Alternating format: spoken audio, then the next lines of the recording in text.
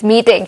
But shifting focus then, UNO Minda chairperson Nirmal K. Minda has welcomed Delhi government's new EV policy, calling electric mobility the need of the hour. He said wider EV adoption will reduce India's dependence on fossil fuel imports and urged other states to introduce similar policies. My colleague Sumita spoke to him earlier. Let's listen into what he had to say.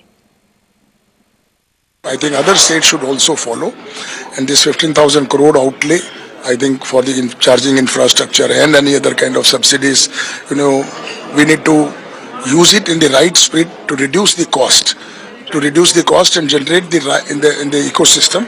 So, and two-wheeler will come first. Absolutely. And two-wheeler, the uses will come first, then followed already by EV buses already there, and then the car. The cost of the car production, the cost of the component, we are still dependent upon the import, and slowly we need to localize as much as possible.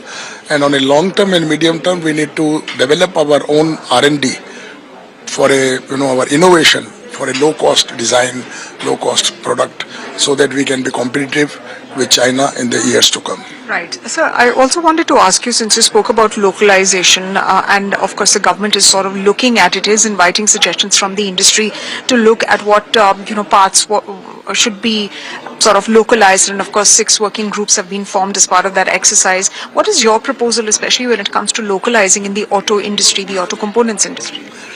I think the powertrain and the battery, these are the major cost, All other components are already localized. All those components are, EV agnostic, or you may say ICE, they are all common by and large, except some changes, which are easy. So we are not dependent upon those components more other than the semiconductor. But for this powertrain and battery, as I said, the technology is A. And second, more and more localization. Government has given subsidies in the different state as well as central, and the PLI scheme and all, and PME drive scheme. We need to take the real advantage of those schemes and then invest, and then reduce imports as much as possible.